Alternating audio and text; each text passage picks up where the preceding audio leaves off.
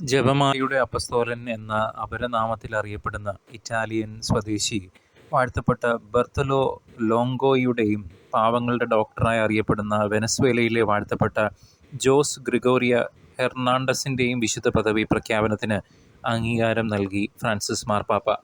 ആശുപത്രി കിടക്കയിൽ വെച്ചാണ് ഈ രണ്ട് അൽമായരുടെയും വിശുദ്ധ പദവി ഡിക്രിയിൽ മാർപ്പാപ്പ ഒപ്പുവെച്ചത്. ഇതുകൂടാതെ മറ്റ് 5 പേരെ ധന്യരായി പ്രഖ്യാപിക്കുന്നതിനുള്ള ഡിക്രിയിലും പാപ്പ മരിക്കുന്നതിന് മുമ്പ് ഒപ്പുവെച്ചിരുന്നു. സ്പാനിഷ് ഫ്ലൂ പകർച്ചവ്യാധിക്കെതിരെ പോരാടുകയും നൂറുകണക്കിന് ദരിദ്രരെ സൗജന്യമായി ചികിത്സിക്കുകയും വിശ്വാസത്തിൽ അധിഷ്ഠിതമായ ജീവിതം നയിക്കുകയും ചെയ്ത വെനസ്വേലൻ ഡോക്ടറാണ് വാഴ്ത്തപ്പെട്ട ജോസ് ഗ്രിഗോറിയോ ഹെർണാണ്ടസ്. പാവപ്പെട്ടവരുടെ ഉന്നമനത്തിനായി ഒഴിഞ്ഞുവെച്ച വിശുദ്ധ മാതൃക എന്നാണ് പരേതനായ ഫ്രാൻസിസ് പാപ്പ ജോസ് ഗ്രിഗോറിയോ ഹെർണാണ്ടസിനെ നേരത്തെ വിശേഷിപ്പിച്ചിട്ടുള്ളത്. കാരുണ്യ പ്രവൃത്തികളിലൂടെയാണ് വിശുദ്ധിയുടെ പടവുകൾ അദ്ദേഹം നടന്നു കയറിയത്. സാത്താനിക പുരോഹിതനായി ജീവിച്ച ശേഷം മാനസാന്തരപ്പെട്ട് ക്രിസ്തുവിൻ്റെ വഴിയിലേക്ക് കടന്നു വന്ന അൽമായനാണ് ബർത്തലോ ലോങ്കോ.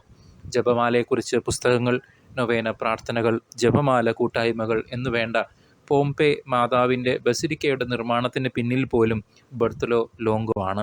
അങ്ങനെ പഴയ സാത്താനിക പുരോഹിതനും ജപമാലയുടെ അപ്പസ്തോലനായി മാറി.